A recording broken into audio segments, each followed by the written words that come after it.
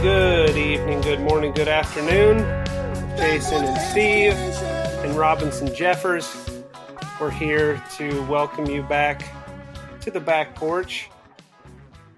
Jeffers today has a poem for us called "But I Am Growing Old and Indolent." Why did he write a poem about me? Oh, man. You stole my thunder. Dude. I was going to ask you, Steve, you're uniquely suited to talk about this poem. Okay. Well, get ready, Experience Steve. brings perceptivity. Oh, this is fantastic. Here we go. This is a poem about Steve by Robinson Jeffers. I have been warned. It is more than 30 years since I wrote, thinking of the narrative poems I made, which always ended in blood and pain, though beautiful enough, my pain, my blood. They were my creatures. I understood and wrote to myself, make sacrifices once a year to magic horror away from the house. For that hangs imminent over all men and all houses. This little house here you have built over the ocean with your own hands beside the standing sea boulders. So I listened to my demon warning me that evil would come if my work ceased, if I did not make sacrifice of storied and imagined lives, Tamar and Cawdor and Thurso's wife, imagined victims, be our redeemers.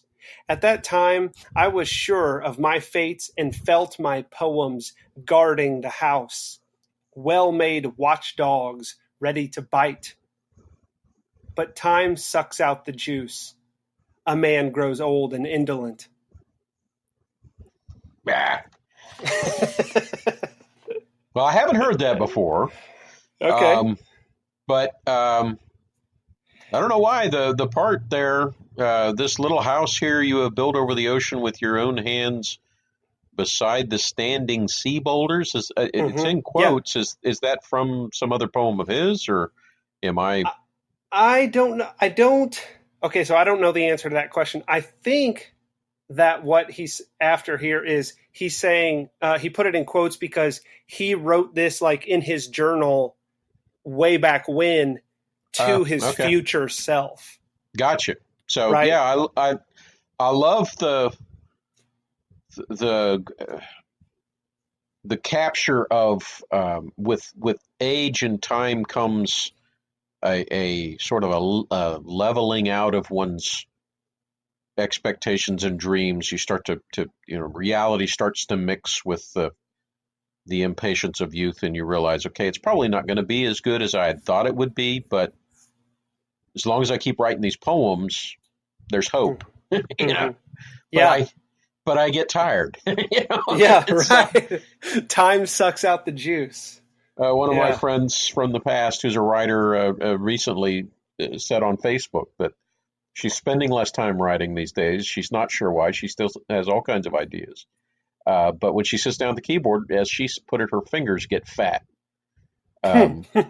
She just doesn't.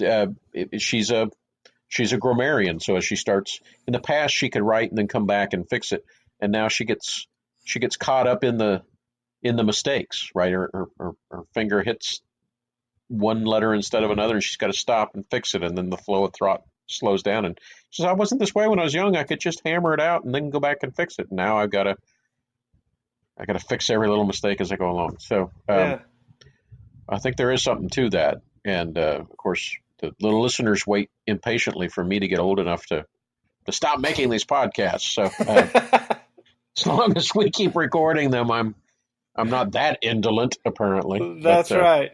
Yeah, our podcast will guard the house. Yes, Yeah, time will slowly suck out the juice. yeah, That's an amazing line there. I like that.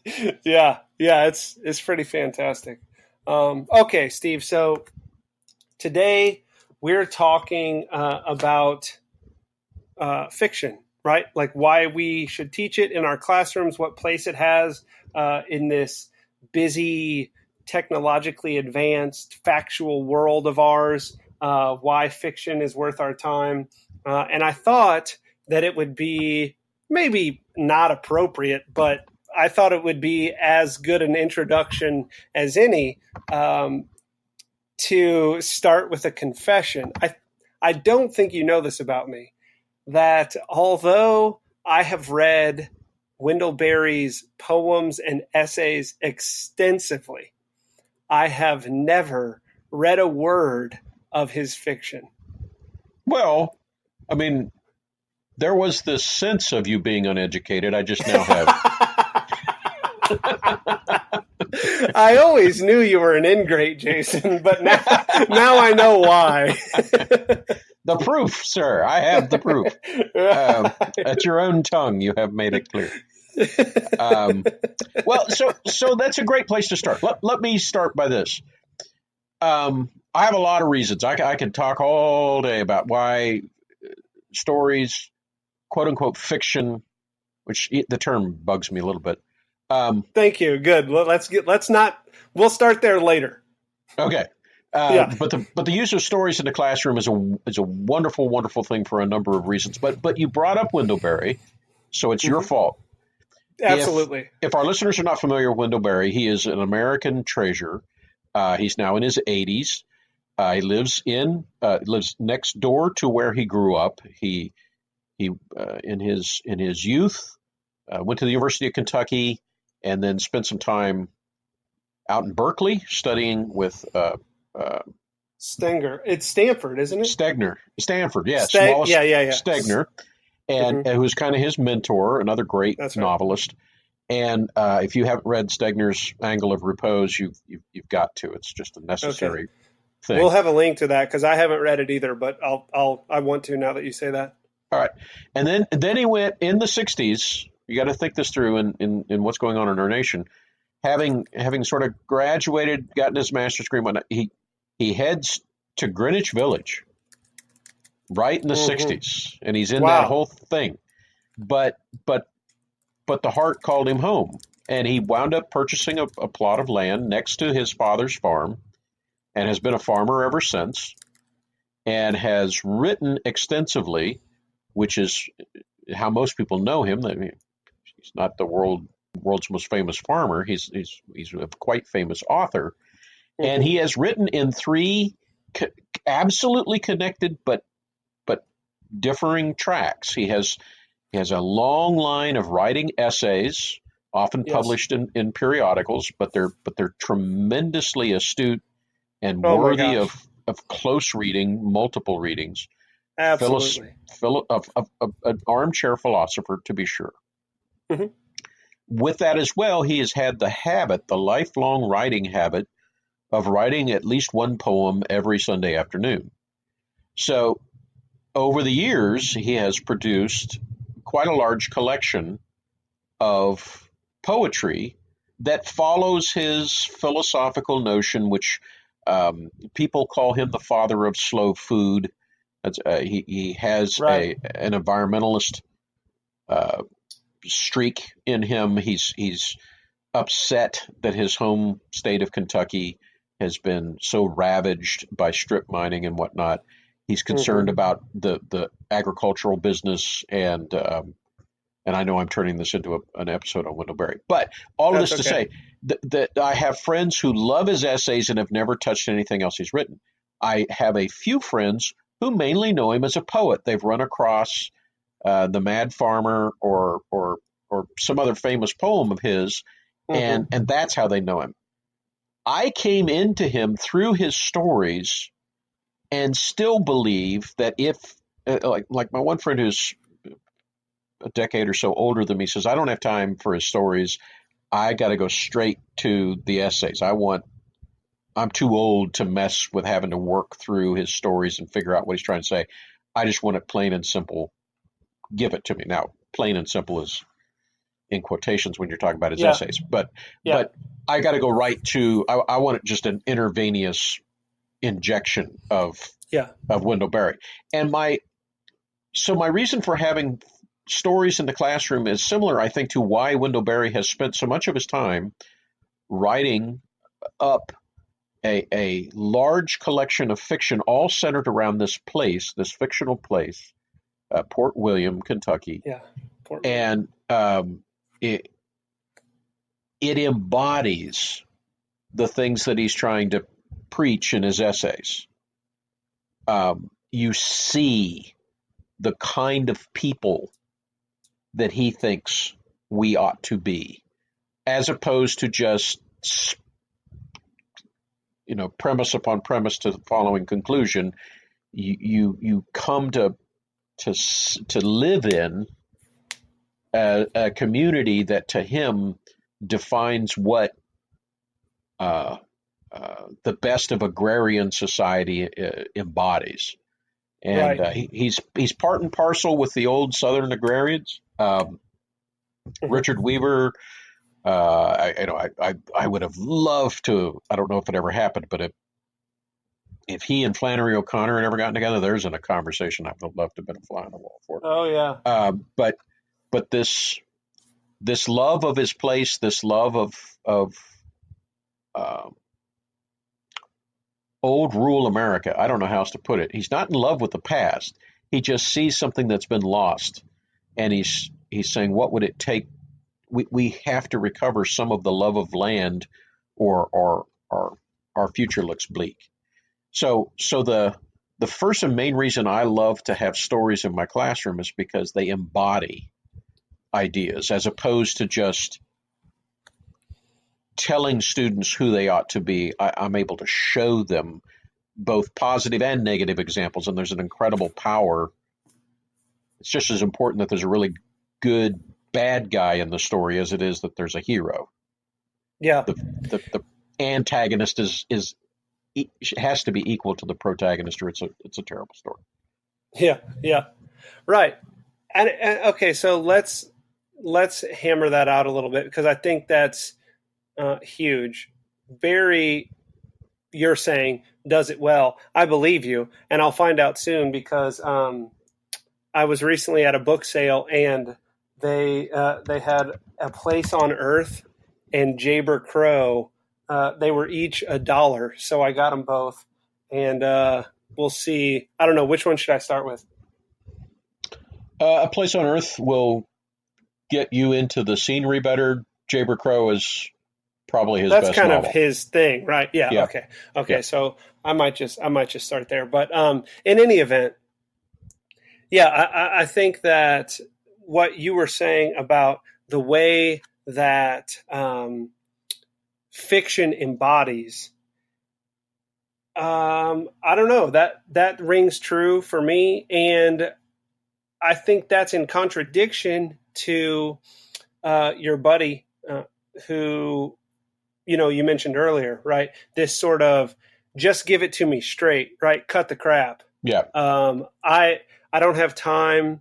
I don't have like, what is the truth after you take off all the fanciful language and the intricate storylines? Just give me the conclusion. Um, that's not great.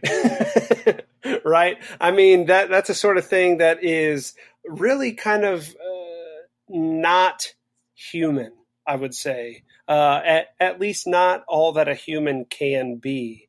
When we look at the great works of the past, recently in history, we've decided to categorize these works as fiction, when before, previous humans weren't troubled by making that distinction. Sort of, did this really happen, or did somebody make it up? Right. Well, so we've gone so far, in my opinion, as to almost put those at odds, right? Um, Right. I teach at a school, and so there is a history department and there is an English department, which for me, while I in high school do still teach some grammar, the heart and soul of my English class is the literature program, what we're reading, the books that we're interacting with. And I've had good conversations with the history department that we're basically teaching the same thing. We're Yeah. teaching wisdom and virtue. Yeah. It's the humanities.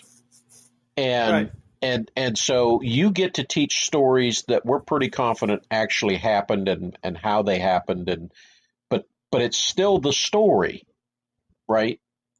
Right. Tarawa occurred in World War II. Marines went through that awful several days of just being mowed down by the dozens, and it Mm-hmm. really happened. And there's a power to that when they one of the history teachers at my school, his father was one of those Marines. Wow. So when he tells the story, he's telling it very passionately. My father Yeah. was there, right? Wow. Which puts Wow. a flavor to the story that's intense. Mm-hmm. It moves the listener. Well, you can argue all you want about whether there ever was a guy named Odysseus or whether or not there could even possibly be a Cyclops, but it is still a story that moves men and women sometimes. Um, be, be, sorry. Yeah, why don't you just go ahead and say "and women" and then keep going?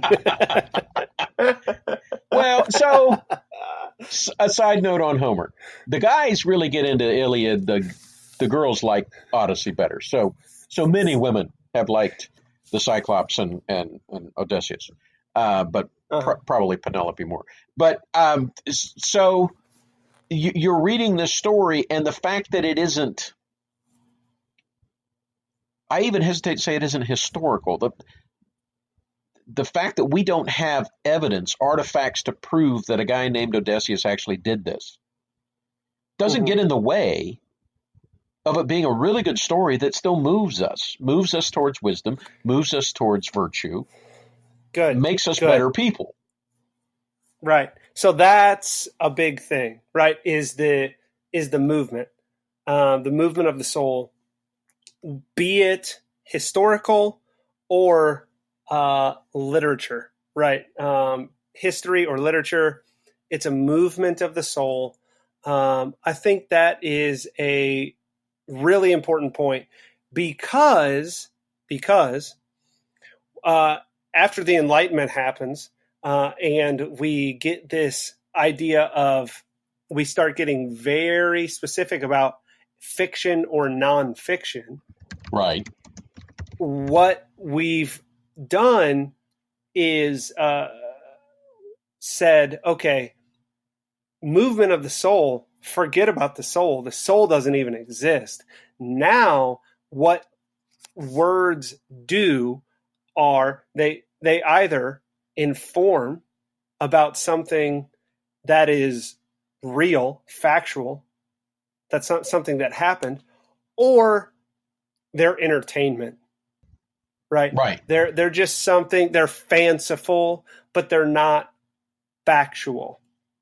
And the movement of the soul is lost in that. And I think that's a great disservice to us. One of the many disservices that the Enlightenment performed Yeah. for Yeah. us is that it changed the game, right? It changed the dichotomy from does this move the soul or not?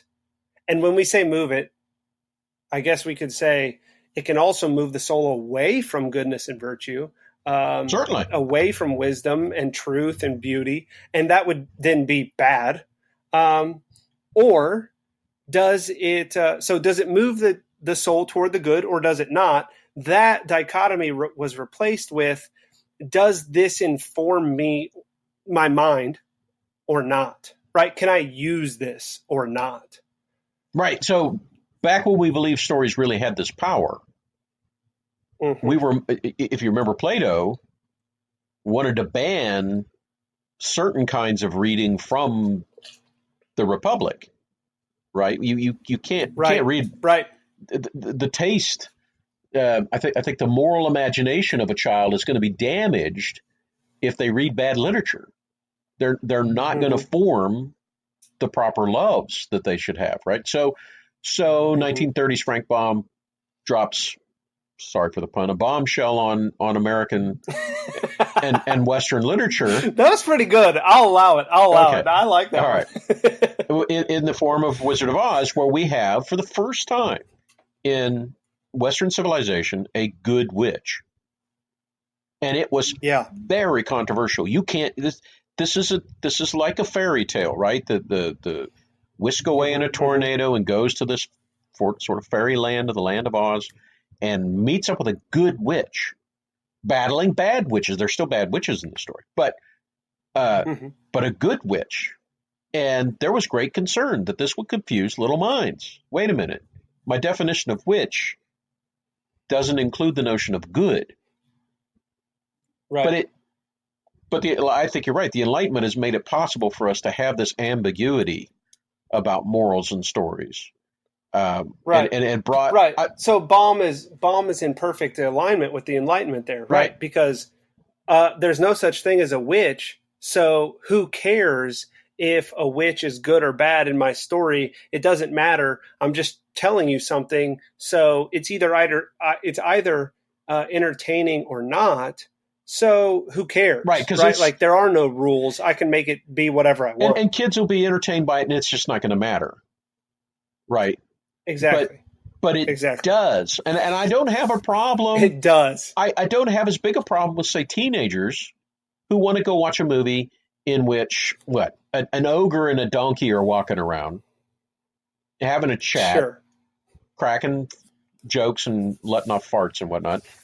But the Right. problem Right. is that the ogre is a sympathetic character, and in Hmm. our Western literature we have a place for ogre. It's a monster that eats people.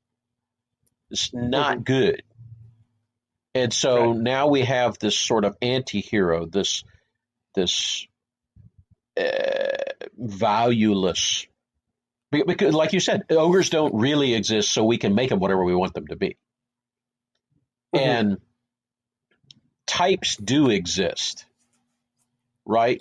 Right. And so when we mess with a long established type, we run the risk of confusing children, little ones, the ones that need Right. they're trying to figure out how I should behave. I want to be like David, not like Goliath. And I don't know if anybody has, but somebody come along and turn. Well, Goliath is basically a good guy, is just in the wrong place, at the wrong time. You know, uh, but Right. no, no, Right. emphatically no. The reason, and I purposely Absolutely. chose a biblical story because, hey, God, in communicating His truth to us, embodied it in stories throughout the Old and New Testament, right? And Hmm. we stand up when the life of our Lord is read in the gospel because that's the most vibrant story we have. We're to follow Him, Yeah. not Yeah. And so, go ahead. it's not just principial, it's personal, it's embodied. The truth is Him. And when Yeah. He does this or says that, or we read, and then somebody comes along and goes, well, it's all mythology anyway, so it doesn't matter. Whoa, whoa, whoa, whoa, whoa. Yeah. Calm down there. Yeah. Stop just a moment and let's think about what you're, because if it isn't real, this was C.S. Lewis's problem. Is he viewed Christianity as just another mythology? And Tolkien is Hmm. walking in the garden with him one evening and says, "What if it's not only a myth, but it's a true myth? What if Hmm. it did actually happen, but also provides for us what mythological stories provide? An explanation for everything. Jesus actually Right. walked this earth as God. It's written, uh, Yeah. Poseidon never has, but Christ has, and Yeah. that makes that story where history and quote unquote fiction cross and it's real is a big deal there. Hmm. Okay, good. So Yeah, you kind of threw out a lot there that I was thinking about, that I wanted to pick up on. And I think the first thing is this notion of David and Goliath, right? Okay, that's a biblical story. And so there may be some who would say, yeah, but Steve, okay, that story happened, right? Like that's true. So that story happened. So God gave us history there, right? Okay, cool.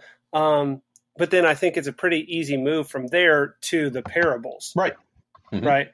When Jesus told us a lot of stories, um, and I'm not going to say those stories really did or really did Yeah. not Yeah. happen. I think if you're asking the question, the parable of the mustard seed, did that really happen? I think that's the Yeah. wrong question to ask of that What does it story, matter? right? Yeah, exactly. There are more important things going on Right. there. Like Jesus didn't tell the story because it happened. Jesus told the story for other more important, more soul moving Right. reasons. Mustard seeds are Right. huge. They're the size of your head. Or not. or Yeah. not. Right.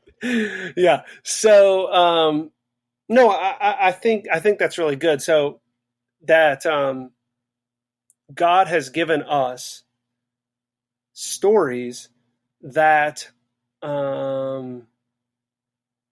in some way are a representation. I don't even know if I want to use the word representation. That in some way he embodies, right? That Christ has embodied these truths. And I think even here for fiction lovers like us, the attempt, like the temptation, is to get very formulaic, right? To pin a moral on every story, for to give ourselves license for teaching it, right? So we read a story and we say, oh yeah, the moral of this story is love your neighbor, and then that gives us license for teaching it.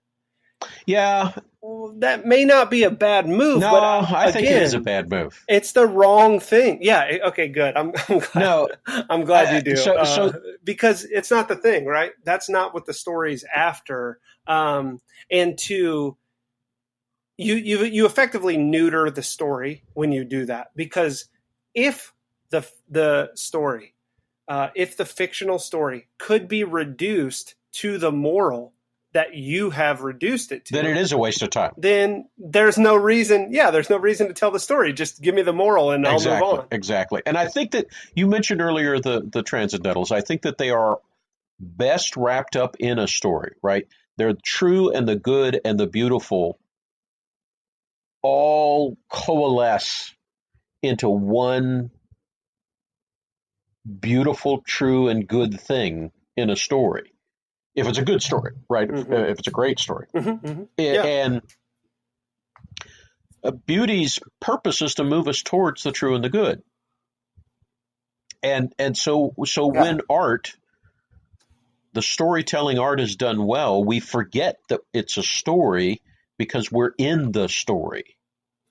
And so when I'm trying to there's really several jobs I have as an English teacher, most of which are not preparing the perfect lesson. My preparation of the lesson is choosing the right literature, Mm-hmm. and preparing students then to enter into that literature. I don't have any nervousness about a Shakespearean play. Is it any good? Okay. Is it a story worth reading? My nervousness is, Mm-hmm. what is it going to take for me to help my students get past all the obstacles and be in Macbeth, so that when Malcolm is there in the church contemplating this offer to go back and take over the kingdom because Scotland's under the rule of an absolute tyrant and we've got to get rid of Macbeth, and he thinks through, I'm just like him. if given power, Yeah. I'm going to rape and pillage and cheat and murder and do everything he's done. I'm human. Mm-hmm. And the heart that's there, that's been led to this moment, has seen the downfall of Macbeth, has watched Lady Macbeth go crazy, has interacted with the story. If they're there, if they're in the story, if they're standing there in that church listening to these gentlemen go back Yeah. and forth, they their heart sings with that, right? It says, yeah, yeah, Yeah. yeah, Yeah. I wouldn't want it either, which is totally different than if they were just told, look, if somebody ever offers you the kingship, don't take it because you could be a bad person too. That's just, Right. Or even you are a bad person right, too. right. They're not. Right. Only if you've It's seen not right. only if you've seen a great hero like Macbeth, heroic in the war, be given just these little prophecies that then warp his mind, and it's just kaboom, kaboom, kaboom, kaboom. How much lower can this guy go? He's saying that at the end of the play. Uh, Yeah. it's time for me to die. I can't get any words. I'm so Yeah. weary with my sin, and there's a lot to get a student into Shakespeare and to get past the high use of language. I don't want to say get past it, but get into it, right? So my job Yeah. in the classroom is not to strip it all down to so what we learned from Macbeth is, or even can you name me all the players and what they do in the play? The Mm-hmm. nugget, the core, the seed is the story. I don't just mean the plot. I mean what's going on. And the amazing thing to me is that when I work hard to get them to that, all the other planning takes care of itself. Right? They just start Mm-hmm. asking questions and they just start digging in. They start disagreeing with the author, and they start pushing back and they start exploring their own heart based on the heart of the hero. And all of a sudden, you've got something that doesn't even necessarily feel like class. You know, there Yeah. we're in this thing, and that's what I just love uh, teaching stories because the one problem with teaching stories in a school is that stinking bell because it's going to Mm-hmm. break us in the middle of a thought, and it's so tough to get them back the next day and go. Now, remember we were talking. It's almost worthless. But we had that half thought before that stupid bell interrupted us. Um, Right. Well, and so okay, that's right. I think what you're driving at with the Shakespeare um, example there with that story is to say that it's irreducible. That fiction. Well, okay, let's see. That good fiction is irreducible to yeah, something else. So if if you have a fiction story, right, that you could uh, that you could reduce to a moral and give it to me, then I think you should just give me the moral. Like, don't tell me the story just cause. But the best stuff is not yeah, reducible. You can't but be affected by it. That's what it's doing, right? And you can't be affected by anything else the same way. The and Have you, Steve? Have you read Dostoevsky's Brothers yes, yep, Karamazov? yep, Okay. Do you remember the parable of the woman who gave a beggar an onion? yes, mm-hmm. Okay, so that's my example of sort of something that's irreducible. And here, I pulled it up. Let me read it. It's not that long because I think it gets at this is a perfect example for me of something that you can't reduce to something else. You can't just put a moral on it. Okay, so here we go. Once upon a time, there was a woman, and she was wicked as wicked could be, and she died. and not one good deed was left behind her. The devils took her and threw her into the lake of fire. And her guardian angel stood thinking, what good deed of hers can I remember to tell God? Then he remembered and said to God, once she pulled up an onion and gave it to a beggar woman. And God answered, take now that same onion, hold it out to her in the lake. Let her take hold of it and pull. And if you pull her out of the lake, she can go to paradise. The angel ran to the woman and held out the onion to her. Here, woman, he said, take hold of it, and I'll pull. And he began pulling carefully, and had almost pulled her all of the way out, when other sinners in the lake saw her being pulled out, and all began holding on to her so as to be pulled out with her. But the woman was wicked as wicked could be, and she began to kick them with her feet. It's me who's getting pulled out, not you. It's my onion, not yours. No sooner did she say it than the onion broke, and the woman fell back into the lake and is burning there to this day. And the angel wept and went away. Now, the temptation, it's the way that this is written, like the temptation is to get formulaic. Once upon a time she was wicked and she died. There was no good deed. The devil took her. The angel stood thinking, what can I do? Then he remembered and said to God, she gave an onion to the beggar woman. And God said, take the same onion. Okay, so we want to say, oh, there's someone looking out for her. Oh, wow, look how much God loves that even this totally wicked person can be spared. Right? Like the temptation is to reduce it, but to do so, I think, is to discard the mystery. Yeah, well, that is so effective. I mean, that's what I'm thinking. Is that it's not the principial, the precept, thou shalt or thou shalt not.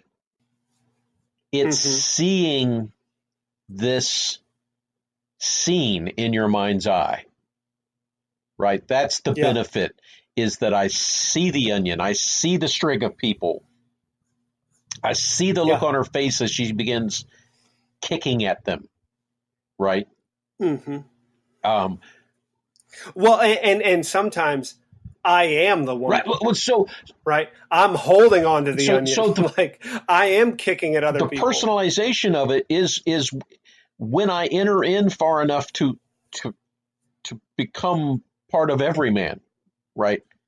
That I'm identified with that which it means to be human, and this story shows us what it means to be human. Thus, it's me, right? My students need to constantly be thinking, what would I do?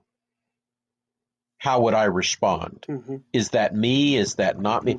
Is that true to humanity, or is the author making a mistake here? And writers talk about this all the time, that it's almost impossible to set out to write a story about whatever, loneliness or true love or vengefulness or something. If you start out to write about an idea, it's almost always a bad story. The story becomes about that fictional character, if you're going to use the term, this imagined character's life and how they respond to the world in which they live, which is God's world, which has a moral code to it. And if they can't stand the fact that they've been wrongfully imprisoned in this lonely island and all they do is dig a tunnel to get out, and when they finally get out, all they can think of is wreaking their vengeance, as the Count of Monte Cristo is consumed by. I don't think he set out to write. Dumas is not trying to write a story to teach us not to be vengeful. He's writing a story about a man whom vengeance consumed and saying, don't be like this man. Is the distinction clear? It's not anti-revenge. It's here's a picture of a man who's It's consumed yeah. by something. We want to learn the It's lessons. Yeah, pro-human. we want to learn the lessons without uh, having to go through it ourselves. Really, Yeah. this is the notion down the hall in the biology class. We're going in the lab and conducting experiments. But in literature class, the laboratory is the story. And Mhm. it's got living things instead of dead frogs and pigs and whatnot. So it's better. I mean, even though one can Yeah. contest, well, it's from the imagination of the author to the imagination of the reader. But it's alive. That Yeah. Well, why is imagination any less alive or any less real or any because it's less measurable than say whatever I don't yeah, intellect or mathematical computational abilities, right? it's that Yeah. scientism that's the product of the Enlightenment. If it Yeah. can't be proven, quote unquote, scientifically, or if historiography cannot be applied to this, if it's not going to stand up to the tests, uh, you know, and it's the spirit of reduction just Yeah. eviscerates language class. I talk to students about this all the time who've had other, perhaps more scientifically oriented or more efficient um, literature teachers. Is it was all about dissection. It was all about breaking it down. It was all about reducing it to the moral, or in many Hmm. cases, even these days, when they don't believe in morals, it's not even worth reducing it to a moral. It's just how did it make you feel? Hmm. Hmm. Well, I am interested in that question, but I want to know why it made you feel that way, and do you think you should follow that feeling, or should you Yeah. run Exactly. kicking and screaming away from that feeling? Right. um, Right. Yeah. That's not a horrible question. It's what you do with that question that's so important. And yeah, we decided to talk about fiction today, and I think that we're signing up ourselves up for uh, some episodes on the Enlightenment, Steve, because we kind of came back to that a couple times. But we teach fiction, and we ought to teach fiction because education is about the improvement of the soul, and fiction is one way to do that. yeah, Right?